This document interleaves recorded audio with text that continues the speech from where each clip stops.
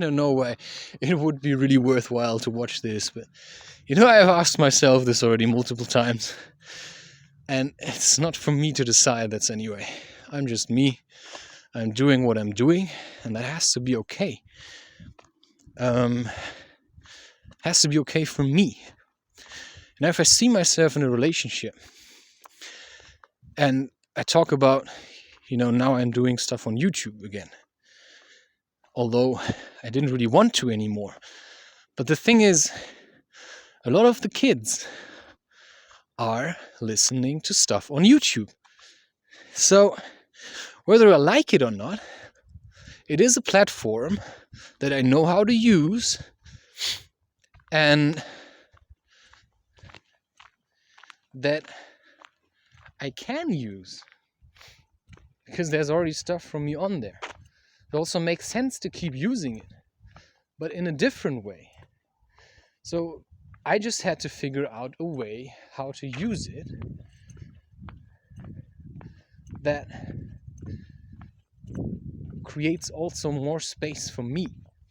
Because I don't want to think too much about, for example, creating 1 hour videos. Yeah, it's just very draining after a while, especially if you want to do it like every day. So maybe nobody's listening to the stuff I'm doing on YouTube because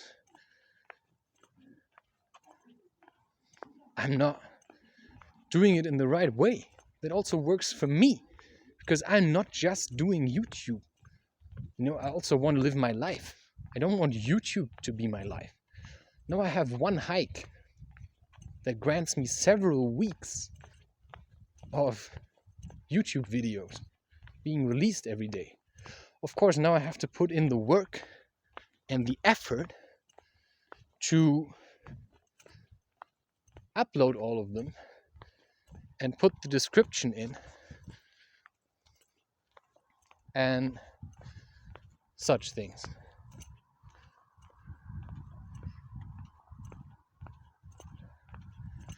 So,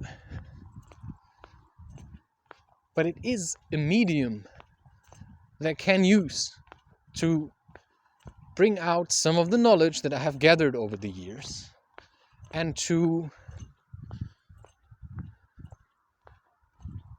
promote myself. Because you want to grow a business, right? Talking for myself now. I want to grow a business. And I have to figure out the best way for me to do so. Some people apparently like Instagram, so they do that. For me, it's too much distraction. Because as soon as you go on that page, you get all that kind of stuff that you don't want to look at.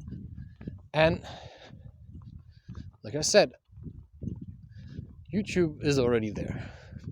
I just had to figure out a way to use it, because if I just keep criticizing stuff about Corona, I'm not gonna be very happy with this, simply because I'm going to be afraid all the time that somebody's gonna come and delete my whole channel. Because something I've realized about YouTube is, it's not YouTube itself that will come across your content and say, hey, you say stuff that you're not supposed to say. No. It's the users. We are selling out each other.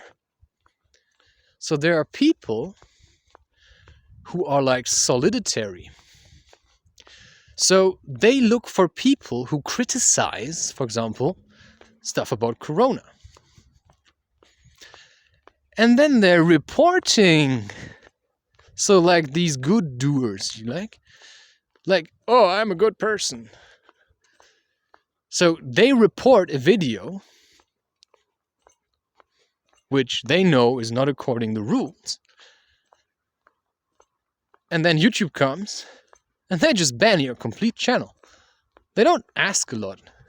They just ban it. No questions asked.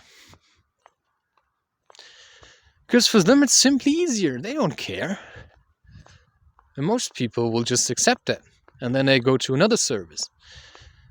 So it's also a way of figuring out how to do this. So if I want to criticize the government like really a lot and stuff, I have to know how to do it. But maybe it's easier to just use YouTube as a different kind of platform, where I simply talk about other things, certain things like advice or whatever. And there are some things where I'm not 100% happy about. Things I said, and also on my podcast, sometimes there are things where I was overly harsh with people. But that's just how it is, right? And I learned my lesson. And just as in real life, if I'm harsh with another person, I can't just take it away. I can't just erase it. I have to make up for it. But for that, I also have to be okay that I did this. And that's also in relationships. Your wife shouts at you a lot, or your girlfriend. Don't take it personal, but set boundaries. Make sure you work on these things, because relationships are work if you want them to work.